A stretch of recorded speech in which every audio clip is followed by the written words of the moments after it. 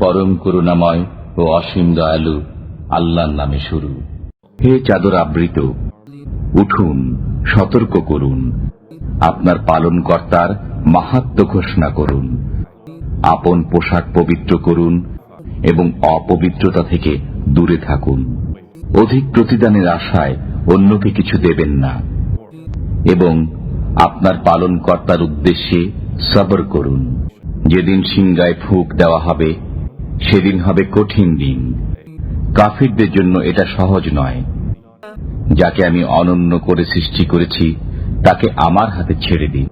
আমি তাকে বিপুল ধন সম্পদ দিয়েছি এবং সদাসঙ্গী পুত্রবর্গ দিয়েছি এবং তাকে খুব সচ্ছলতা দিয়েছি। এর পরও সে আশা করে যে আমি তাকে আরো বেশি দেই। কখনই নয়, সে আমার নিদর্শনসমূহের বিরুদ্ধাচারণকারী। আমি সত্তরই তাকে শাস্তির পাহাড়ে আরোহণ করাব। সে চিন্তা করেছে এবং মনস্থির করেছে, ধ্বংস হোক সে। কিরূপে সে মনস্থির করেছে? আবার ধ্বংস হোক সে, কিরূপে সে মনস্থির করেছে?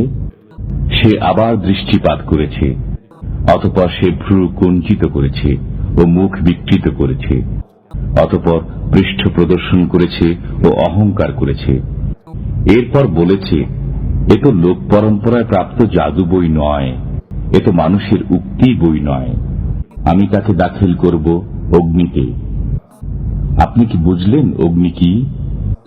এটা অক্ষত রাখবে না এবং ছাড়বেও না, মানুষকে দগ্ধ করবে।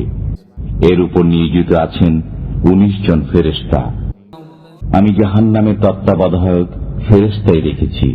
আমি কাফিরদেরকে পরীক্ষা করার জন্যই তাদের এই সংখ্যা করেছি, যাতে কিতাবীরা দৃঢ় বিশ্বাসী হয়, মুমিনদের ঈমান বৃদ্ধি পায় এবং কিতাবীরা ও মুমিনগণ সন্দেহ পোষণ না করে, এবং যাতে যাদের অন্তরে রোগ আছে তারা এবং কাফিররা বলে যে আল্লাহ এর দ্বারা কি বোঝাতে চেয়েছেন।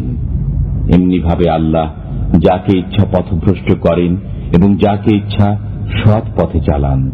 আপনার পালনকর্তার বাহিনী সম্পর্কে একমাত্র তিনিই জানেন। এটা তো মানুষের জন্য উপদেশ বই নয়, কখনই নয়। চন্দ্রের শপথ, শপথ রাত্রির যখন তার অবসান হয়, শপথ প্রভাতকালের যখন তা আলোক ভাসিত হয়। নিশ্চয়ই জাহান্নাম গুরুতর বিপদসমূহের অন্যতম, মানুষের জন্য সতর্ককারী।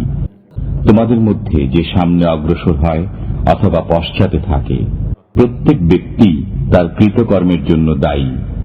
কিন্তু ডান দিকস্থরা তারা থাকবে জান্নাতে এবং পরস্পরে জিজ্ঞাসাবাদ করবে। অপরাধীদের সম্পর্কে বলবে, তোমাদেরকে কিসে জাহান্নামে নীত করেছে? তারা বলবে, আমরা নামাজ পড়তাম না, অভাবগ্রস্তকে আহার্য দিতাম না, আমরা সমালোচকদের সাথে সমালোচনা করতাম এবং আমরা প্রতিফল দিবসকে অস্বীকার করতাম আমাদের মৃত্যু পর্যন্ত। অতএব সুপারিশকারীদের সুপারিশ তাদের কোনো উপকারে আসবে না। তাদের কি হলো যে তারা উপদেশ থেকে মুখ ফিরিয়ে নেয়? যেন তারা ইতস্তত বিক্ষিপ্ত গর্ধব হট্টগোলের কারণে পলায়নপর। বরং তাদের প্রত্যেকেই চায় তাদের প্রত্যেককে উপযুক্ত গ্রন্থ দেওয়া হোক। কখনো না, বরং তারা পরকালকে ভয় করে না। কখনো না, এটা তো উপদেশ মাত্র। অতএব যার ইচ্ছা সে একে স্মরণ করুক। তারা স্মরণ করবে না, কিন্তু যদি আল্লাহ চান, তিনিই ভয়ের যোগ্য এবং ক্ষমার অধিকারী।